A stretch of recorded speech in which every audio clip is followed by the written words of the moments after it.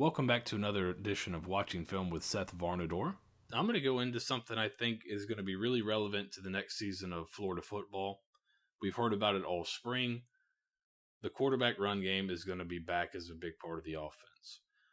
Every quarterback on the roster seems to be a capable athlete that bringing back the run game suits them. And this was really, for a long time, kind of Dan Mullen's bread and butter. And when you think about his offense, you'd often think about, in addition to spread formations, spread concepts, you think about the quarterback run. And that was kind of their big revolution with this Urban Meyer and Dan Mullen spread offense, is using the quarterback in the run game to equate numbers. And that makes it easier on you as an offense because you get the numbers advantage back by the quarterback no longer being a non-factor in the run game. So that makes everything easier. They've been so good at throwing the ball the last 2 years, they haven't needed it, but now it's back. So let's go back through Dan Mullen's career as an offensive coordinator and head coach and look at some of the quarterback run concepts he really liked. And then maybe we'll throw in a few that they haven't used totally yet, but I could see them using with an example from somebody else that ran some similar stuff in the past. So we'll start kind of with the bread and butter, the basics. We'll start with inside zone. So in inside zone, I'm looking for that vertical displacement. So right here, I got an empty formation. So I got no backs, just the quarterback. Mississippi State here's going to run inside zone. So on a zone play, I'm not necessarily blocking a man. I'm blocking a zone. So everyone wants to step right. If you can double team, you'd like to double team up to backers. There's no backers here, obviously. So I can stay on this double team. Stepping right because it's a zone play to the right. Stepping right. You'll cut the in man loose a lot of times on zone, except for split zone, which we'll get to in a little bit. But this is a simple inside zone play. And when you go empty and teams spread out like this and leave no backers in the box, you have to run this to keep people honest. And when you got a good athlete back there, it can equate to really big plays. So here's a little inside zone. And this is why Dak, one of the reasons he's getting paid the big bucks, he's a freak of nature, and he's a tough dude to bring down. He adds a different element to your offense. But you don't have to have that freak. Right here is last year's SEC championship. Kyle Trask, I don't think anybody would describe him as a freak of nature running the football. But you have inside zone here as well. You're going to get a double team here at the point of attack.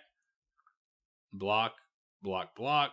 You've got eyes on Pitts, so you functionally have nobody, right? No linebackers, just like we saw in that last play. He's going to have to come fill. And he's quite a bit of ways off the ball right now. So there's Trask, get an easy, 4 or 5 yards just on the little inside zone. Here's Emory Jones with a similar look. I got 1, 2, 3, 4 down linemen, and then nobody else inside the tackle box. You can see Emory kind of looking off. This might have been called in from the sideline, but this is an easy, hey, just run inside zone. Get a double team. See right here, stepping down. They do a decent job passing this off. Emory's thinking it might be here, and then the stunt happens, cuts back, and you get this guard climbing.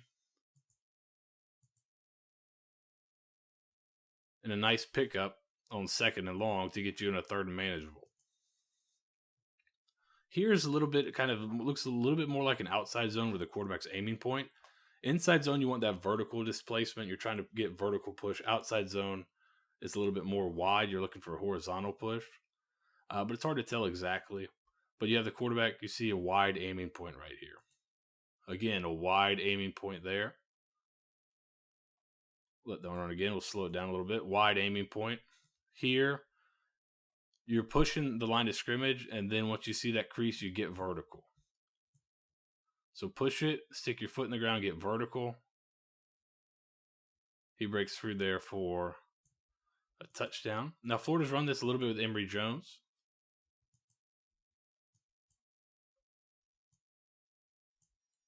Right here.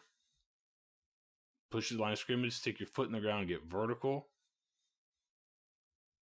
A good run here against Arkansas. And then a similar look here on the goal line for a touchdown. This is something I haven't seen as much of lately, but I think this is something Mullen would still do. This is a specific way to block it against this specific look. You're going to have the receiver come in motion and crack the defensive end here, and then you're going to have both the guard and tackle pull. This is quarterback sweep. You could run this without the crack. You could run this with the crack. You could have a tight end or H-back here crack and get the same look. But quarterback sweep, I think, might be something that's kind of a complementary to outside zone, getting the quarterback on the perimeter. And then when you do that a little bit, you can go quarterback sweep, make it look like quarterback sweep, and then you have a little throw off of it. Your slot receiver right here is going to go down, kind of fake stock block like he's going to block, and then take off the end zone. You get a little bit of play right here toward the run by this nickel, and then he's able to get loose over the top. You see the separation that was created just by that little fake and selling the quarterback outside run, and you get an easy throw for your quarterback. So this kind of run game helps sets up a lot of different things, but especially helps set up easy throws and easy looks from the defense. Another one you saw a lot is split zone. You'll see Florida run this with a tailback in the backfield and hand it to him. But this is split zone. It's just regular inside zone here. So it looks like inside zone. And then I'm kicking out the in man, right? We talked about earlier. A lot of times we'll let the in man in the line of scrimmage go free. In split zone, you're going to kind of inside out, kick him out, and give your ball carrier kind of a cutback lane. Here he sticks it front side, makes an unbelievable play, and scores. But again, just inside zone, but split zone with a backfield action. And then now we'll get to kind of the read portion. So this is just your normal vanilla zone read.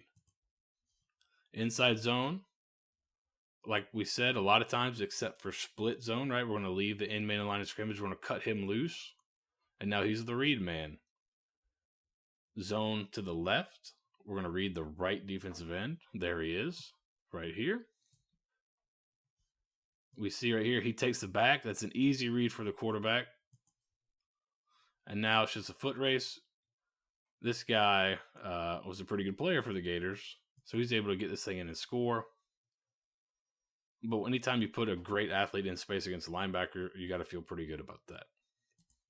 So we talked about split zone. And if you run a lot of split zone, eventually guys kind of get tired of seeing it. So as this guy's coming over, as this H-back's coming over to kick me out, right? He's been kicking me out all game. I've been getting kicked out. So what am I going to try to do? I'm going to try to duck that block and get inside. So that's when you pull out split zone and you bluff it. So he's coming like he's going to block the guy. He jumps inside, and now I leave him. I go outside, and the quarterback has a lead blocker as he pulls it. So right here, he jumps inside. Lead blocker. I just got to get outside. And now I have a lead blocker getting to the next level for me. Able to pick up a big run here with the split zone bluff. All that kind of based on zone. Another wrinkle off the zone is running triple options. So right here, I think up front, we're just basically running inside zone. You have a tight end split here. He's going to block down. So we're inside zone, and then now we're going to pitch. So the quarterback's reading for inside zone. If he doesn't like it, he pulls it, and now I'm pitching. Speed option. So right here, I pull the inside zone. Now I'm pitching off him. He widens. So I just keep it up inside. It's just triple option. This is old school football, just out of a different formation. So that's just inside zone triple option right there. Here we got another look at it with Utah. Motion into it. Inside zone. Leave the in man.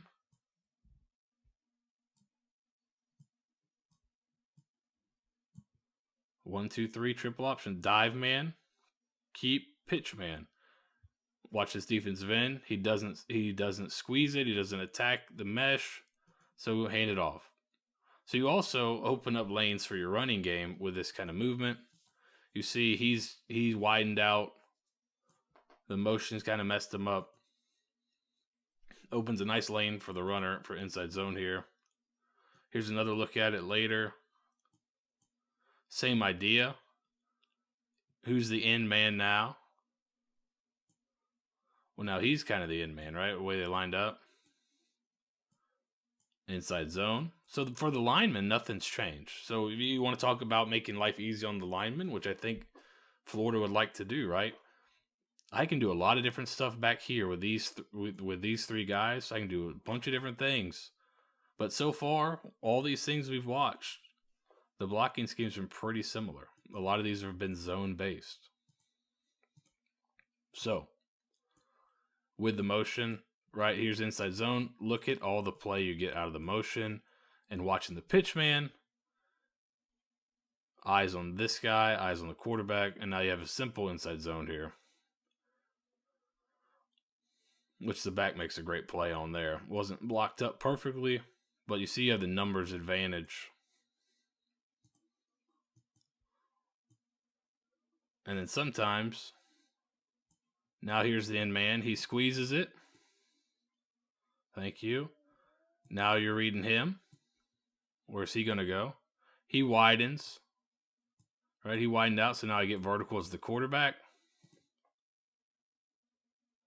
And go downfield. So if you're Florida, you're thinking maybe this is Lorenzo Lingard, a DeMarcus Bowman, a Naquan Wright, and then you got one of those guys as your pitch man as well.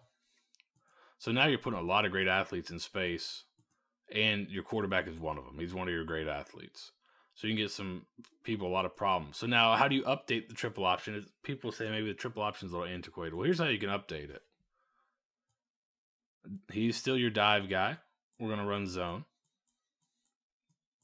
We don't have another back, but he's going to run like a flat screen or just a flat route right now. He's the pitch guy. Quarterback is still the keep guy. So you still have 1, 2, 3 options. You've seen Florida practice this in the spring. They could also have a receiver out here just turn for a stand pass or just a now screen, and he could become the pitch guy, but it's just basically triple option. So here, pull it. Quarterback, again, looking to pitch it. Well, now here's my pitch guy. Is he taking the pitch? Yep, he's taking the pitch. So now quarterback gets vertical and runs it. And then this one might be coming back. We all remember this. The old shovel. This is more of a gap scheme, but it's basically triple option. It's power shovel, and we'll get to quarterback power here in a second. But kind of, instead of kicking out this guy, we're going to read him. They widen. Tebow right here shovels to redacted. And he's able to get downfield for a good gain. But it looks like we might be getting more of this back. Here's Utah running the same thing. Again, triple. He widens. Well, now I got a lead blocker for this. And you see how much play they're getting out here wide. Well, they got nobody for the shovel. Thank you very much. I'll take it in for an easy score. So maybe we're getting more of this kind of triple shovel, power shovel look back this year as well, which I think would be a welcome sight for a lot of Gator fans. On the same vein, now you got speed option, which is just the second part, kind of that second part of the triple option. So we're going to take out the dive, and now it's just a two-way go. He's the pitch guy. Quarterback keeps it or pitches it. And again, for the offensive line, you could almost block this like outside zone. So here's another part of the zone blocking scheme. We're just kind of blocking this right now like outside zone. So far, we've seen a bunch of different run schemes that you haven't had to change much up for the O-lineman. Speed option. Speed option. Here's Florida running again. This is a little bit older tape. It kind of hurts my feelings to see how bad this tape looks because this was a long time ago now. It didn't feel like that. But again, speed option here. Looks like you're kind of almost running like outside zone blocking scheme. And then again, speed option. So this is something I think will come back. So maybe Florida will get more of that option run game going like they had in the past. Another look at it. So here you got an extra back in, but he's going to arc here. Get to the second level for you to lead for your pitch man. Again, this guy was a pretty good player, and that helps a lot. But you're getting your good athletes in space with the ball. That's the whole idea behind the spread offense. Get my best athletes in space. Here it is at Mississippi State. Again, I'm getting a great athlete in space, making people tackle him in space. But speed option, not really tough for your O-line. Here's something that I didn't catch a lot of. I didn't go back through every Dan Mullen tape. I'm sure he's run it. But this is not, you could run this with an inside zone blocking scheme. You don't have to change up your blocking scheme too much to run this lead play here. So we're looking at all the things that I can, with using the quarterback run, all the ways I can make it simple for the offensive line, but do a lot of different things. It just adds this whole different layer to the offense. So that's just lead. Again, this is, looks like lead again as well. But you can use and this is something we've seen the running backs rep these lead blocks and these kick out blocks, which are important and certain schemes we'll get to. Here's a draw again, similar to the inside zone. If they're showing you a light box, you can run this into it, and you could also run it with your lead back there. So this is lead draw, show pass. Your back comes up, leads through here. And what's great about this is you can start to do it with, and this is something that Texas A&M did a ton with Johnny Manziel, is you start to run RPOs with the quarterback to where you could run stuff like stick draw, and you could read a guy, and then if the backer leaves the box and the quarterback runs, if he doesn't, you just get an easy high percentage throw. So there's a lot of things like that that'll help once the quarterback run game gets going a little bit. Here's a staple, quarterback power. So power, down, down, down. Typically, right, on power, you're pulling the backside guard. He's going to gap steal hinge. The backside guard's pulling and wrapping for the backer. Your back, a lot of times in the past, it was your fullback. If you're running the quarterback, it's your tailback. Is kicking out the in man on the line of scrimmage. It's right there. The way this front ends up going, he's kicking here. He's wrapping for him. Good run here. But quarterback power is a Mullen staple. You saw it a ton with Tebow. Here you had Nick Fitzgerald at Mississippi State running it.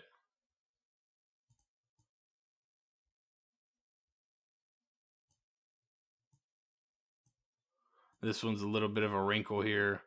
With the front, it looks like they had the center pull here. And you get vertical, it's tough to see. Maybe they had a overloaded front there, but well, you'll see it over there. Quarterback power, it's coming back. Maybe this will be you see here's Emory Jones running it. He's such a good athlete. He kind of bounces it. They try to wrong shoulder it. He bounces it and gets in the end zone. Here's another look at it. He cuts, he gets vertical. And then another look at him running it against Missouri. You're looking kick and wrap.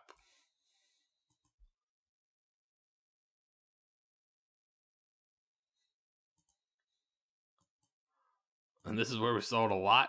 You have Tebow running it. They're using this action with the back across and having him keep it up inside. It's kind of a tight power. You see how tight that puller is, and he gets downhill. But it's still, you got to kick, wrap. He's able to get to the second level. Quarterback power. So this is something. This is a concept that's not brand new or anything, but it's starting to come in vogue a lot with the Ravens, or is doing it a lot with Lamar Jackson, and some different things off of it. Is bash, and you could do a bunch of different things with bash. But bash is back away, so the backs are running away from the play here. I think what you're going to get is out there. You're going to read here, and then we're just going to run zone over here. So this looks like bash zone to me. The quarterback can read it. Or if these guys all stay inside, he can hand it off to the back. So right here, you see Emery pulls it, uses athleticism, get a first down. That's bash with like zone to me. That's what it looks like.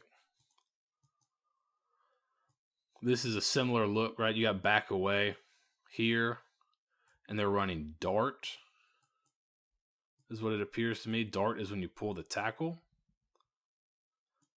So you get down, down, down.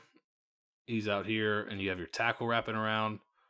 And then I believe the quarterback can read it. So if this guy's a little wide, the quarterback keeps it and follows the dart path. If he gets inside and tries to get in the puller's hip pocket, I believe he can hand it to the back, and now the back's got these 3 blockers outside for him. He stays wide. Quarterback keeps it up inside. Gets vertical, gets into the end zone here. So that's a dart. And then here's an example. This is USF running it a few years back.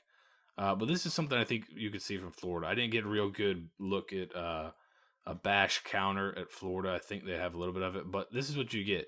So they're going to use the jet sweep guy as the back away. And if you don't take the back away, well, you can give that. So these guys are coming for a counter right here. They kind of squeeze this down. Well, now you got a blocker for him and a guy getting the ball. The quarterback can read it. So now imagine Florida getting one of their speed guys out on the edge like this, just on a jet sweep. We used to see jet sweep with guys when Mullen was the OC here. That could be something that comes back. Imagine a DeMarcus Bowman, a Daquan Wright, or I'm sorry, Nyquan Wright getting one of these and getting vertical. That would look pretty good, I'd imagine. Here's a look at it, right? Same look. Now the quarterback keeps it. He winds a little bit. Now you're pulling 2 guys here on counter. And you'll see the end zone cut here in a second. It looks really good.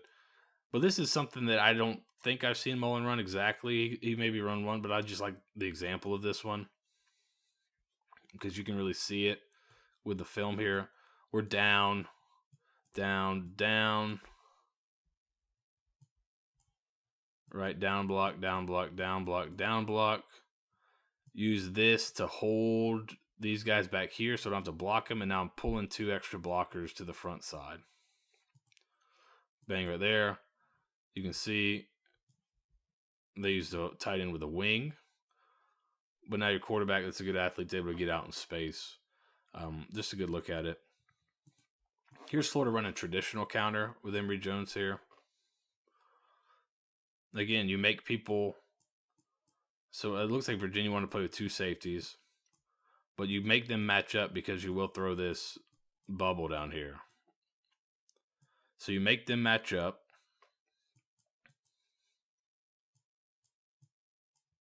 And now they only got 5 left in the box. Well, you got 6 blockers here and the quarterback. Those are good numbers for the offense. So right here's counter with the H-back pulling. So you're going to get kick out. Second guy wraps. Quarterback follows him. There's the wrapper. Get inside there for a nice nearly 20-yard run there. And then here's a recent one. Little different wrinkle to it. He's going to kick. Your back's going to come here and then wrap. Quarterback follow him. Again, another pretty big run here off the counter look.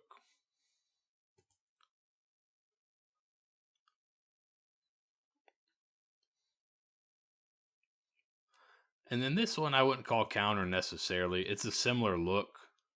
You're pulling a backside, you're pulling the H back, right, in the backside guard. Same idea, down, down, down, cut off, pull him to the front side. You're pulling him to wrap inside. This isn't necessarily a counter. It's the same kind of blocking scheme. Again, the more you can use the same blocking scheme so your offensive line doesn't have to learn a ton. They can master a few schemes and you can do a lot in the backfield. They kind of use this jet sweep look. So I think pre-snap, the quarterback can look out here. If you have an overhang out there that can kill the jet sweep, probably keep it up inside. But they kind of really outnumber Alabama here at the point of attack. Good run, and now you got two pullers for you to pick up the first down here on what looks to be second and short, second and medium-ish. So not quite counter, but same blocking scheme up front. So you kind of see how the quarterback run, first of all, Mullen's done it a ton. So we got a lot of examples of stuff that might be coming back. Inside zone, outside zone, triple option, speed option, draw, power, counter. There's some little wrinkles he could throw in with the bash counter and that kind of stuff that we saw USF run back in the day. And then it just makes it easier on the offensive line. So if you're worried about the offensive line, like I think a lot of Florida fans are, well, let's make it easy on them. They don't have to learn a ton of different, they don't have to learn a ton of different blocking schemes.